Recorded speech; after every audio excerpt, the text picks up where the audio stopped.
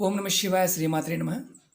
మిత్రులకి శ్రేయోభిలాషులకి అలాగే నన్ను ఎంతగా ఆదరిస్తున్న యూట్యూబ్ ప్రేక్షకులందరికీ కూడా పేరు పేరు ధన్యవాదాలు. మిత్రులరా, మీ అందరికీ కూడా ఆ పరాదేవత ఎల్లవెల్లలా మీతో ఉండి మీ మనోవాంఛ నెరవేర్చాలని మనస్ఫూర్తిగా కోరుకుంటున్నాను.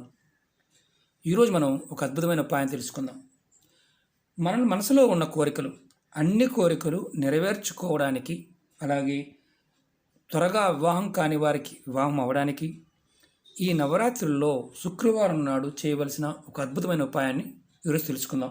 చాలా తేలికైనది, ఖర్చు కూడా అవ్వనిది.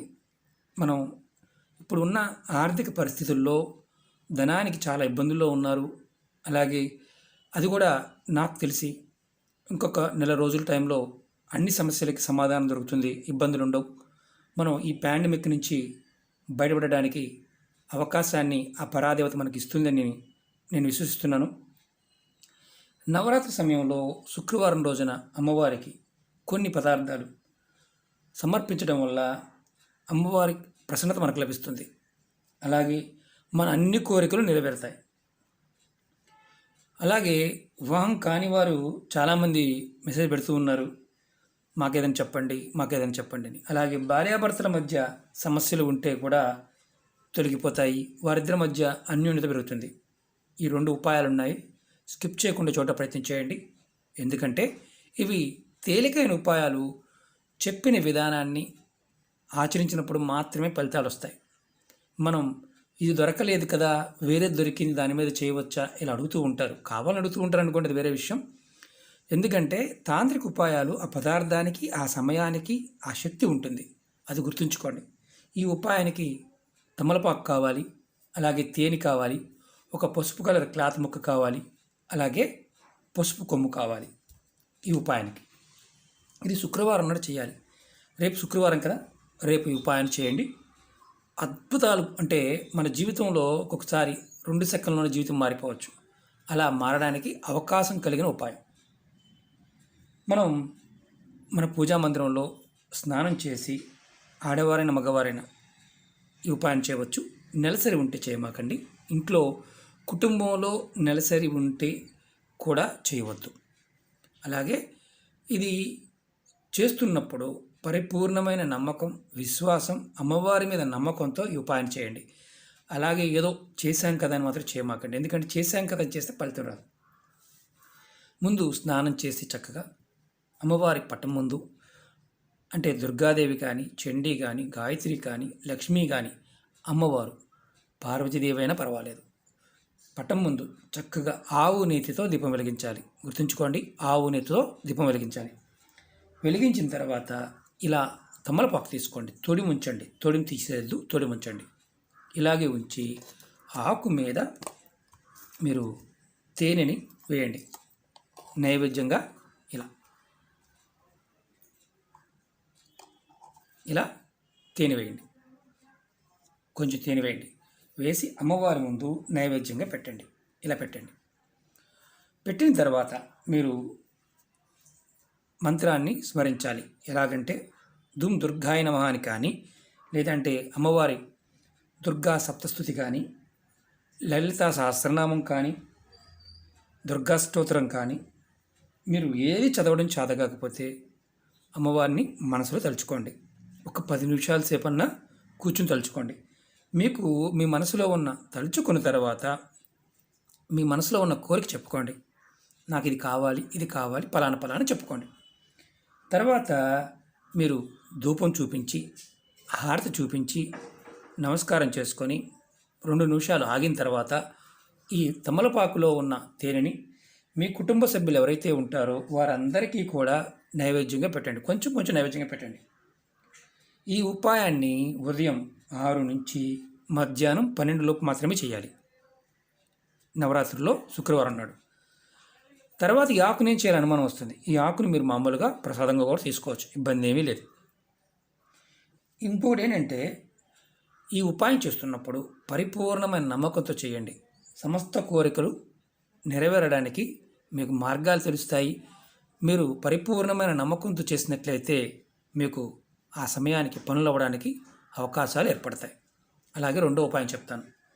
ఎవరికైతే వివాహం కావడం లేదు, చాలా ఇబ్బందులు పడుతున్నారు, జాతకంలో రాహుకేతు ప్రభావం ఉంది, దానివల్ల అవడం లేదు. కుజ ప్రభావం ఉంది, దానివల్ల వివాహం అవడం లేదు. సరైన సంబంధాలు రావడం లేదు. అలాగే వయసు అయిపోతుంది. ఇలాంటి చాలామంది చెప్తూ ఉన్నారు. ఎన్నో ఉపాయాలు చెప్పాను. ఈ సమయంలో అంటే మనం శుక్రవారం నాడు నవరాత్రి సమయంలో ఈ ఉపాయం చేసినట్లయితే ఖచ్చితంగా మార్గం తెలుస్తుంది.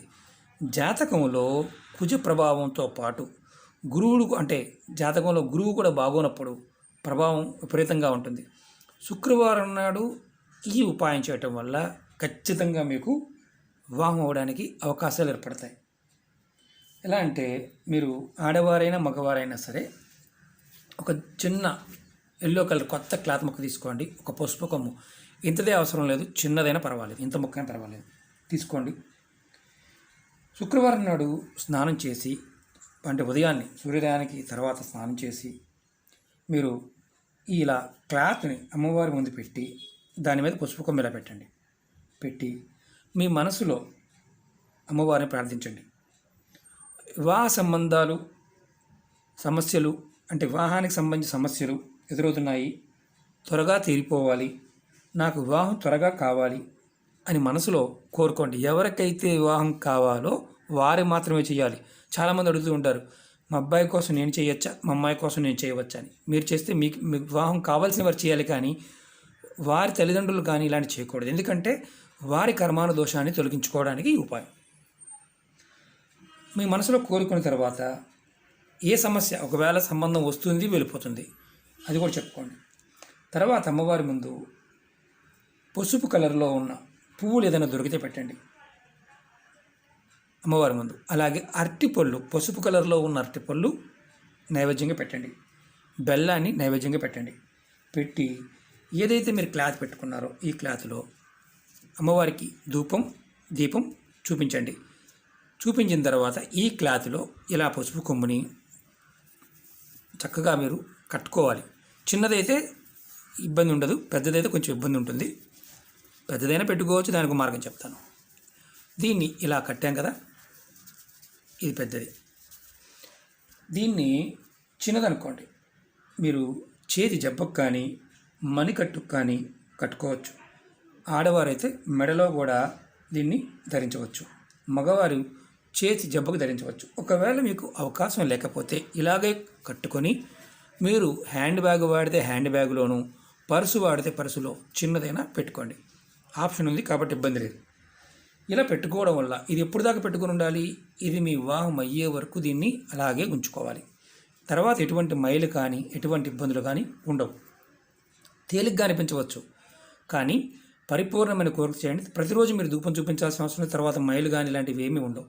ఇది మీ వివాహం అయ్యే వరకు మీ పర్సులో హ్యాండ్ బ్యాగులు ఉంచుకోవచ్చు. అది మెడలో వేసుకున్నారనుకోండి, స్నానం చేసేటప్పుడు తీసి పక్కన పెట్టండి.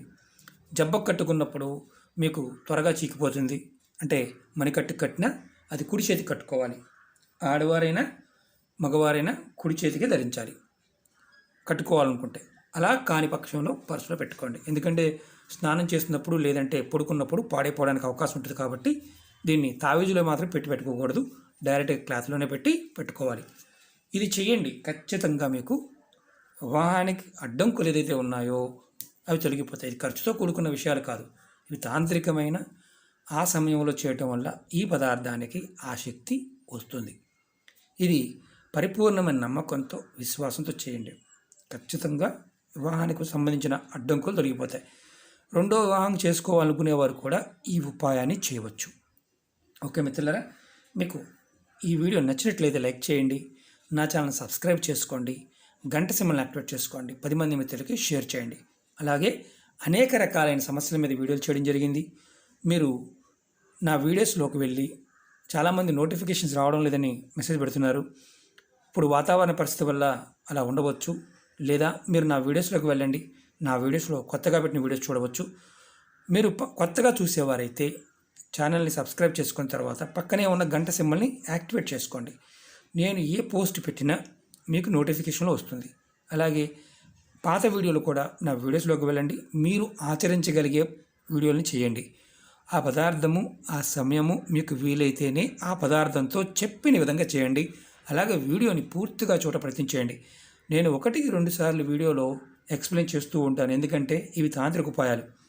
ఒక్కొక్కసారి నా భాష అర్థం కాకపోవచ్చు, నేను స్పీడ్గా చెప్పవచ్చు, ఒక్కోసారి మరీ స్లోగా చెప్పవచ్చు. కొంతమందికి స్పీడ్గా అయినా అర్థమయ్యేవారు ఉంటారు, కొంతమందికి స్లోగా చెప్తే అర్థమయ్యేవారు ఉంటారు. కాబట్టి అర్థం చేసుకొని చూడండి. ఎందుకంటే ఇవి ప్రాకృతికమైన పదార్థాలు, ప్రాకృతికమైన శక్తి. మనం ఆహ్వానించి మనం నమ్మినప్పుడు మన మనసులో ఉన్న కోరికలు నెరవేరుతాయి.